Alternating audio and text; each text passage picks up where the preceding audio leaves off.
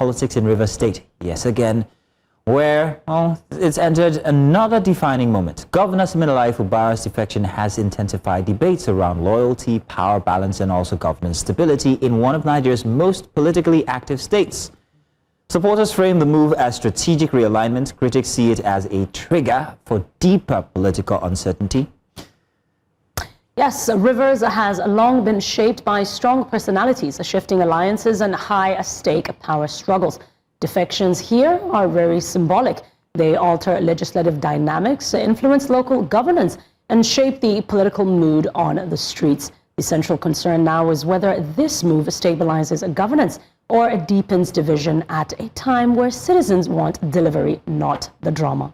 So, to examine the implications, we are joined by Opunabo Inko-Tariah, civil rights advocate, and the former special advisor to former Governor Nyesom Wike, with deep insight into Rivers politics and critic accountability, so rather civic accountability. He joins us now. Good morning, sir. Thank you very much for joining us, Mr. Inko-Tariah. I'm very excited to have you here because I know that the drama is going to unfold, and you give us details regarding what's unfolding here inside of or there inside of Rivers State now. So last week we saw the card being presented to the Governor Siminalayi Fubara, now an APC member, and it got people talking so much about what the implications of this is. There were many words that were bandied about, one of which was state capture, and so on and so forth. But sir, what's your stance, first off, before we go into the critical questions regarding his move from the PDP to the APC? Well, can you hear me, first of all? Yes, we can. Yes, sir. Okay. Well, I appreciate the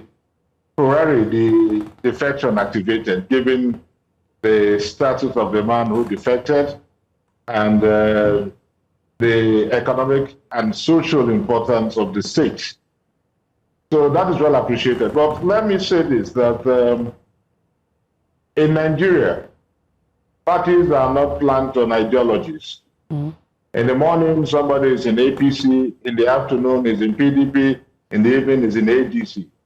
And that is simply because in Nigeria, people are not loyal to our parties, we are not loyal to our constitutions, we are not loyal to the country, we are loyal to individuals that we refer to as our godfathers and as our leaders. And that is why if the individual moves from a particular political party to another, you see all his followers, his aficionados and co, moving from that party to the new party that their leaders have defected to. So I don't know why anybody would want to quarrel with the governor for defecting, because being a member of a political party is actually because that political party is seen as a special purpose vehicle that will take anybody with political ambition to his destination. People are not members of political parties because of the ideologies of the political party. So it should never. What we should bother ourselves with is if such a defection is going to affect good governance, delivery of the dividends of democracy. So we should never, I keep telling people, many people have raised these issues, and I keep telling them, I said we should stop maximizing the minimum and minimizing the maximum. Maximizing the minimum by saying, why do you have to defect? Then minimizing the maximum by saying, but if you agree with me, what should be on the lips and what should be the concerns of everybody should be, will this affect good governance in Rivers State? That should be the concern of everybody. So will it affect good governance? How will it? I can tell you that it's going to potentiate the good works of the governor, and I have enough facts to bolster that assertion if you ask for that. Well, why don't you go ahead? Let's have these facts, sir. Okay, good. Good. Now let's take under advisement the issues that preceded the declaration of a state of emergency. While the legality or legitimacy of I want the world to know there is a difference between legality and legitimacy. Legitimacy simply means acceptability. Legality has to do with the law. Now, the legality and legitimacy, why that is being challenged in court. And curiously, even months after, this emergency rule lasted for 6 months. Months after that, we are still to get a judgment on that. That, unfortunately, that is the country in which we find ourselves, where the rule of law is caged and the administration of justice is roundly subverted, with cherry picking the administration of justice. Well, let's leave that aside. Now, we fought the issues, we are all seized of the issues preceding the declaration of a state of emergency, where the governor was tear gassed, where water cannons and co were unleashed, and with impunity. And the governor himself at that time said, these havocs were rigged by a deputy commissioner of police or thereabout. Is it an assistant or deputy commissioner of police? I don't know. But those things were done with impunity. We are talking of a sitting governor, not a former governor. We are also aware of a situation where the governor will put a call across to security chiefs, maybe commissioner of police, brigade commanders and co, and none responded simply because he was perceived as a political enemy. A man who is not on the same side with the president. That is because of that. So he was already a target. Sorry, I'm having cold. It's okay. Pardon me. He was already like a target, perceived as a political enemy. And whatever he did, they decipher sinister plots behind it.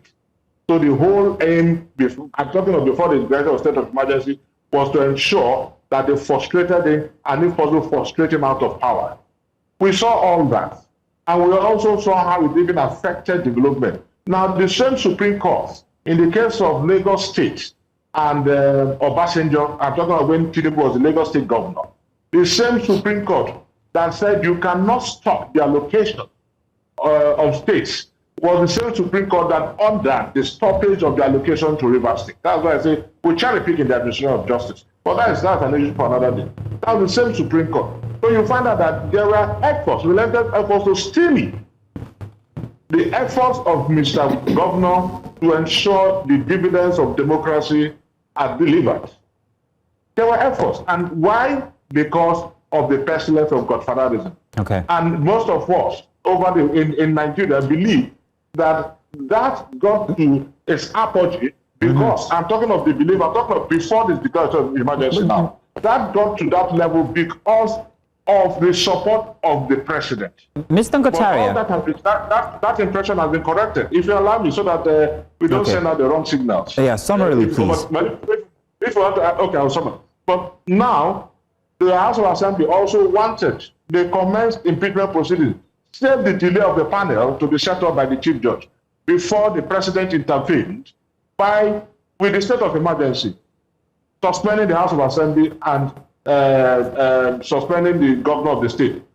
To a level, to an extent, stalled the impeachment. Now he has been returned. With impeachment, he couldn't have been able to return. That's why I said that initially we had a wrong perception of it, but later we began to understand. But that does not justify the legality or otherwise of the declaration of the state of emergency. Okay. It doesn't justify it because the governor is also an elected person. So is it right or not? It's left for the Supreme Court to decide that. All right, we'll come to that. Now, the governor... Okay, now... Yeah. Okay. But sir, we have other questions because we are running out of time. It is the final segment and we have only about 10 minutes to go. So my co-host here has a question that she'd like to ask. That's why I'm talking fast, so that I'm able to... I know we just have 25 minutes. Yes. It's quite a while, my brother. Yes, indeed, it has. Now, Mr. Inko-Tariah, my question to you is that even if the defection is legitimate, let's talk about the morale of the defections right now. And at what point does the Nigerian law come in and speak to the defections that take place at such robust and critical points? Okay, yes, we'll go to the moral of the defection. But don't forget, for example, okay, let me go back to the issue of security. The governors are supposedly the chief security officers of the state, isn't it? But I will tell you that they are just titular chief security officers because they cannot actually give instructions, command to a commissioner of police. They cannot give command to a brigade commander. So when you have a breach of security and the governor cannot give command, who eventually takes the blame? It is the government. They say, what has it been doing with the security vote? What are you going to do with security vote if you cannot use that security vote? You cannot buy for APCs and what do they call them? Armored personnel carriers and so on, and drive them yourself. No, you still need the security operation to do that. No matter how much you have. You can also not go into, arm civilians with AK-47 and so on, then you're running foul of the law. So you still need the security, no matter the amount you have. And if the security men are not responding to your calls, then you have a problem. That's why I said they are just titular security chiefs. Now, there's defection. I'll go to the moral aspect of it. Okay, now please, quick. That's why I said it's going to potentiate the efforts of the governor. Now, the governor will now have, supposedly, and I also believe, the governor will now have the free hand to ensure, because don't forget, politics now is a concentric circle of conspiracies and articulated interests. What is the articulated interest of the governor? Delivery of the dividends of democracy. If the governor is still at loggerheads with somebody with the center, he cannot deliver that. We also what happened. He cannot deliver that. So now he says no. Because tomorrow the world will say he was a governor from 2022 to 2027. Who was the governor then? So whatever happens, the boss starts as stable. People will forget about the state of the budget. People will forget about the challenges he faced. So he said, if that's the case, so let me align with Mr. President so that I can have the unhindered access or how will I put? Nobody is going to frustrate my efforts to ensure that the promises I made to Nigeria, to Rivers persons, are going to be delivered. Okay. I think that was why he moved. And you can see that ever since he got back and defected, I can tell you that we've not had these issues, notwithstanding what the legislators are trying to do, every day accusing him of one thing or the other, but we really not had this problem. He has been commissioning roads, he has been doing that, he has been doing that. Don't also forget that even when the allocation was stopped, this was a man who said, my IDRO is not 13 or 14 billion naira, as we were told. It is 27, 28, and 29 billion naira. Mr. Inko-Tariah. So when you stop the allocation, I can still go ahead with the job he wants to do. He said so. So, Mr. Inko-Tariah. It led to suspension. So, Mr. Inko-Tariah, I see the road you took. I want to come to the morality. Yes. So, can we get to that, please, sir? There's still one more question we have to ask, but go ahead and finish real quick. So now, we're talking of the morality now. Yes, please. Now, let us look at it this way. That's why I said we don't have ideologies. If you talk of morality, at the end of the day, if this man is unable to go deliver on the promises he made to Rivers persons, and the Rivers persons are the same persons that are going to attack him, and the ones that are going to condemn and excoriate him for performing abysmally, forgetting the challenges he faced. At the end of his tenure, in 2027, well, of course, he's going to contest again. But when they will say, let us judge his first 4 years, they are the first ones that are going to say, look at in the first 4 years, they will never remember his challenges. The onus is on him. So if this is the only way he's going to ensure he's going to deliver on those promises he made to Rivers persons, if this is the only way, then it's justified. You see, something might not be right, but might be expedient. Let us not forget that. Okay, then. It might not be right, but it might be expedient. That's the point I'm making. Mr. Inko-Tariah, I only have less than 5 minutes. I have less than 5 minutes to ask you. I have less than 5 minutes. I'm so sorry, sir. I have less than 5 minutes to ask you the next question. I'm going to make it very brief regarding the non-ideological nature of these defections, especially when it comes to Siminalayi Fubara here. And let's talk about the grassroots effects.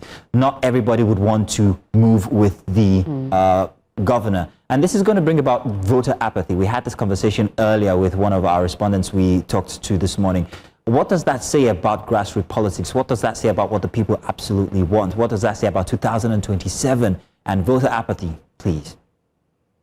No, that will be really voter apathy. Because like I said, if you recall what I said people are not interested in political parties. For example, you can be in party A. My sister can be in party B. And this was what I did in the last election. And somebody else can be in party C. If you're going for governorship, he is going for House of Reps, the other person is going for local government.